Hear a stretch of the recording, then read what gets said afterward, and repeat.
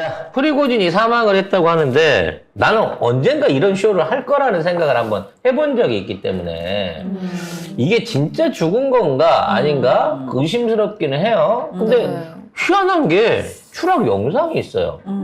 여러분 비행기가 날아가다가 어디서 추락할 줄 알고 영상 찍을 수 있나요?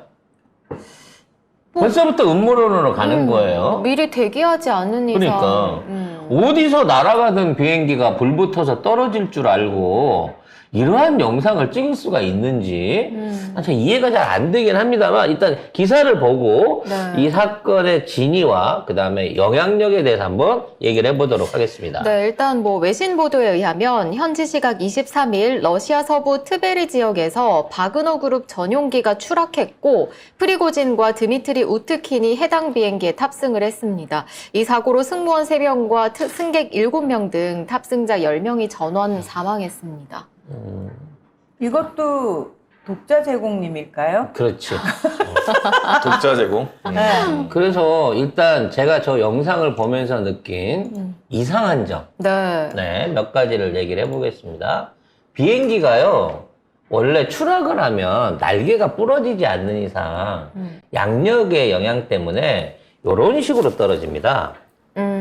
이렇게 이제 곤두박질 치는 경우에는 저렇게 떨어져, 중국 민항기 떨어질 때가 그랬거든요. 그거는 일직선으로. 일직선으로 꽂았거든요. 네. 그거는 꽂자고 날개를 쥐고 조종사가 잡아서 조정을 한 거고요. 자, 이거는 비행기가 자유낙하이긴 한데 전혀 조종사가 영향을 안 미친 상태로 이게 떨어지고 있어요. 그리고 불이 붙습니다. 불이. 네. 그러니까 이게 내려보다가 비행기에서 불이 붙어요. 저 중간에 이제 연기 나기 시작하죠.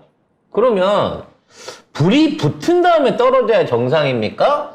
떨어지던 비행기가 불이 나는 게 정상입니까? 불이 붙어야죠. 그러니까 불이 붙은 상태에서 떨어지면서 속도가 붙으면 그것 때문에 불꽃이 사그라들거나 소화가 되는 게 정상이거든요. 예를 들어 사고가 있었다고 치면. 근데 이거는 비행기가 떨어지면서 불이 붙어요. 그리고 가장 아까도 얘기했던 원초적으로 비행기가 어디서 추락할 줄 알고 내가 보기에 이건 뭐 휴대폰으로 일부러 휴대폰으로 찍었겠죠. 찍은 것 같거든요. 아니 6mm 카메라로 찍으면 안 되지. 고프로나 이런 거 저기 그러니까 너무 짜고 휴대폰으로 찍는 건데 4K로 찍으면 이렇게. 우리나라 독자 제공님은 너무나 DSLR 같은 느낌이 있지만 예. 그래서 저거를 여러분들 한번 찍어보세요. 예를 들어 날아가는 새를 찍거나 못 찍어. 떨어지는 뭐를 찍어보세요. 정확하게 내가 어디로 떨어지는지 궤적을 모르면요. 절대 앵글 안에 못 담습니다. 근데 속도가 빨라서. 휴대폰인데도 사이즈가 꽤 크게 나와요. 그러면 거리를 생각해 봤을 때 네. 이거는 줌으로 당긴 거거든? 맞아, 이렇게 흔들리는 경우는 줌으로 당겼을 때 초점이 안 맞아서 왜냐면 흔들리거든요. 손의 작은 움직임에도 저렇게 화면이 많이 떨리는 거는 줌을 완전히 당긴 거예요. 그러니까 저도 그 휴대폰 가지고 100배 그거 된다고 네. 달 찍으면 이쁘게 나온다고 달 찍으면 달 한 번 찍어보려고 바로 100배로 당겨갖고 이거 하는데 초점이 안 맞아. 응. 그 서 있는 달도 멀리 있는 거를 당겨갖고 찍으려고 하니까 그 앵글 안에 못 넣겠더라고. 손이 떨려가지고. 그러면 이걸 찍으신 독자 제공님은 여러 명인데 그 중에 한 명 걸리신 걸까요? 이거는 저 궤적으로 떨어진다고 하는 상황을 알고 확대를 해갖고 찍는다고 하더라도 이렇게 완벽하게 찍힐 수가 없어요. 앵글의 가운데에서 비행기가 벗어나질 않아. 신기하네. 이 정도 되면 마치 어디서 준비해놨던 비행기를 이렇게 떨어뜨리고 그 증거를 이런 식으로 찍지 않았나라고 하는 제 개인적인 음모론으로 이게 의심이 됩니다. 이게 우연히 이걸 찍었다 그러면 예를 들어 떨어지는 중간을 찍는다든지 아니면 전체적인 풀 커트해서 비행기가 쭉 떨어지는 거를 그러니까 화면이 고정되어 있는 상태에서 화면 이쪽에서 이쪽으로 비행기가 이렇게 떨어지는 거가 자연스럽게 찍히는 우리가 말하는 유성이나 뭐 UFO를 찍힐 때 찍히는 뭐 이런 현상이면 모르겠습니다만 휴대폰을 가지고 떨어지는 비행기를 포착을 해갖고 확대를 해서 저렇게 초점까지 맞춰가면서 찍어낸다. 이거는 사실상 전문적인 촬영 기사도 하기 힘든 액션이자 촬영이라는 거예요. 그래서 이 증거가 이제 너무 명확하게 나오니까 전용기 떨어진 게 맞고 나중에 가서 확인해 보니까 전용기니까 확실하게 프리고진이 죽었다라고 얘기할 수 있는 증거가 되죠. 탑승자 명단에도 있었으니까. 그러니까 이렇게 나왔기 때문에 죽었다라는 걸 공개적으로 해도 되는데 그렇게라고 하기에는 너무 죽었어. 얘는 절대 죽었으니까 의심도 하지 마. 라고 하는 그런 내용으로서의 증거를 만들기 위해서 이게 찍힌 게 아닌가 싶다는 거지. 그러니까 얘가 이제 죽었는지 살았는지 더미가 떨어졌는지 대역이 떨어졌는지 아니면 어디 아르헨티나에서 사진 찍는 할아버지랑 같이 있는지는 모르겠지만 중요한 건 프리고진이란 인물을 사실상 지워버렸다는 거예요. 공식 석상에서 프리고진은 사라졌습니다. 이로써 푸틴은 정리를 다 한 거죠. 그러면 왜 프리고진이 이게 진짜로 죽었느냐 말았느냐는 그냥 음모론으로 남겨놓읍시다. 왜냐면 비슷한 사람은 우리가 스페인이나 아르헨티나에서 누가 찍어서 올릴 거기 때문에 그건 냅두고 일단 그럼 프리고진이 없어져야 하는 이유. 프리고진이 없어진다고 하면, 이게 프리고진을 만일에 살해하거나 없애려고 했으면 누가 없애려고 했을까? 라는 부분에 대한 일종의 이제 추론을 일단 해보는 거예요. 자, 미국이 죽였을까요? 러시아가 죽였을까요? 양쪽 대통령들은 푸틴은 나는 콘서트 갔어. 그리고 바이든은 뭐 그럴 수도 있지 뭐. 별로 크게 신경 안 써. 그럴 줄 알았지. 뭐 그럴 수도 있지 뭐. 그럴 줄 알았지 뭐. 근데 이런 분위기란 말이죠. 중요한 건 몇 주 전에 어떤 기사가 났냐면 바이든이 프리고진은 죽을 거야. 결국 이런 얘기를 했어요. 미국 정부 측에서. 왜냐하면 푸틴은 그런 걸 내버려 두지 않으니까, 허용하지 않으니까, 자기에게 항명하는 거나 또는 반역을 허용하지 않으니까 결국은 죽을 거야. 지금은 아니더라도 라는 식의 얘기를 한 적이 있어요. 바이든이 그렇게 얘기했었죠. 그래서 지금 있는 상황에 보면 이건 러시아가 죽인 게 맞다라고 하고 있는 거고, 원래 미국도 이런 그 애매한 암살 사건이 나면 우리는 절대로 안 했어라고 이 반대 성명, 그러니까 우리가 안 했어라고 하는 거를 증명하기 위한 얘기를 먼저 던지는데 안 던지는 거 보니까 애초에 이건 러시아가 죽였고 실제 죽이든 그림을 만들었고 애초에 그러기로 양측이 얘기가 됐구나 라는 그런 느낌이 들어요. 그럼 이제 두 번째로 러시아가 죽였다고 하면 왜 죽였을까? 그 이유인 거죠. 이제 일반적으로 알려지기로는 프리고진이 항명을 했다. 러시아로 진격을 했다. 그래서 푸틴이 죽였다라고 얘기하는데 저는 오히려 그 당시에 이런 그 항명으로 모스크바로 온다고 할 때 저거 모스크바 안 간다 그랬고 벨로루시로 꺾어서 들어갔잖아요. 지금 벨로루시에다가 본사 거의 옮기고 거기에다 살림 차렸어. 그런 상황이 계획된 거다, 나는 이게. 푸틴하고 바그너 그룹하고 사전에 합의를 봐서 그런 방식으로 옮기기 위해서 계획한 거라고 생각하기 때문에 나는 지금 프리고진이 푸틴하고 막 진짜로 프리고진이 미워서 죽일 만큼 갈등 관계라고 생각을 안 해요. 말을 얼마나 잘 듣는지 안 듣는지 모르겠지만 어느 정도 소통을 할 수 있을 만큼 컨트롤이 되는 관계라고 봅니다. 근데 왜 죽였냐는 거지. 그리고 이 사람이 죽으면 무슨 이득을 보냐는 거지. 만약 이 사람이 죽어서 바그너 그룹이 해체되거나 지금 그 벨로루시에 가 있는 바그너 군대들이 뿔뿔이 없어진다. 이렇게 된다 그러면 사실 러시아 입장에서도 큰 손해예요. 근데 지금 그러한 조짐이 안 보입니다.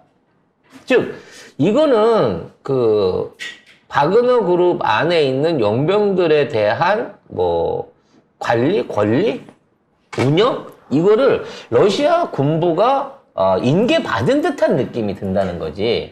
몇 주 전에 푸틴이 공식적으로 이 바그너 그룹의 수장을 프리고진이 아닌 러시아 군 장성 출신에게 넘긴다. 그 사람이 원래 프리고진 밑에서 사령관을 했던 사람이야. 근데 이제 바그너 그룹은 얘가 할 거야 라고 얘기했어요. 결국은 용병으로 이용을 해갖고 정규군이 아닌 상태에서 우크라이나랑 전쟁을 치러가지고 전쟁을 마무리 짓고 그 용병들이 지금 벨로루시에 들어가서 독립적으로 자기 회사를 한다고 했는데 그 회사가 개인 그룹이 아닌 지금은 이 러시아 군부의 일종의 명령을 받는 이 산하 조직으로 전환이 됐다는 거예요. 그러니까 너무 자연스럽게 지금은 러시아 군부가 바그너 그룹을 운영하고 있는 상태로 넘어간 겁니다. 7월 15일 기사 보니까 푸틴이 바그너 그룹 새 수장을 지목을 했는데 러시아 군 출신의 현직 임원이다. 현직? 현직 임명. 아니 러시아군의 현직 임원이 아니고 바그너 그룹의 프리고진 아래에 있는 이게 사령관이라고. 러시아 군 출신의 간부인데 승진을 해갖고 얘가 대표가 된 건데 이렇게 되면 그동안 늘 갈등설이 프리고진이랑 쇼이구랑 싸운다. 아니면 군부가 잘 못한다고 개긴다. 그래서 쇼이구가 아니 저거 언제부터 용병이 시키는 거 안 하고 개김수를 쓰냐 그러면서 갈등이 있다라는 얘기가 있었는데 이게 해소가 된 거예요. 쉽게 말해서. 프리고진이 없어짐으로 인해서 지금 있는 용병 부대가 완전히 러시아의 의도대로 움직일 수 있는 그림이 된 거지. 그래서 사실상 이거는 푸틴이 의도한 바가 맞아요. 근데 그럼 왜 프리고진은 사라져야 했냐는 거지. 왜 그대로 두고는 못 썼냐는 거지. 이거는 저는 개인적으로는 정전이 이제 머지 않았다라고 하는 부분에서 이게 프리고진이 사망한 걸로 처리돼야 되는 부분이 나오는 거예요. 왜냐하면 정전 협정을 하게 되면 양쪽에 이제 젤란스키와 프리고진을 당사자로 놓고 얘네들이 했던 각종 잔혹 행위나 전쟁 범죄에 대한 일종의 심판론이 올라오게 돼 있습니다. 물론 전쟁 과정 중이니까 민간인도 희생을 당할 수 있고 상대방 포로에 대한 뭐 잔혹한 거 이런 것들이 있을 수 있었겠죠. 근데 지금 있는 상황에서 프리고진이 그대로 살아있으면 일종의 전범 기소를 당하게 되는 거예요. 니네가 침입해갖고 우크라이나에 이만한 뭐 문제를 일으켰고 했잖아라고 하는데 이 프리고진이 죽음으로 인해서 이에 대한 추궁을 하기가 어려워지는 거죠. 따라서 러시아 입장에서는 우리 군 아니고 용병이었어. 프리고진이 독자적으로 한 짓이었어. 설마 프리고진이 그런 짓을 할 줄은 몰랐지만 정말 문제가 있었다고 하면 그건 잘못된 것 같아. 근데 어떻게 프리고진이 죽었는데? 이렇게 되는 거고 이러한 절차가 이루어짐으로 인해서 앞으로 우크라이나하고 종전 협상에 있어서의 또 하나의 걸림돌이 사라진 거죠. 그러면 다음 수순은 뭐가 될까를 생각해 보는 거야. 나는 이제 젤렌스키도 비행기 타는 거 조심해야 된다. 라는 생각이 들어요.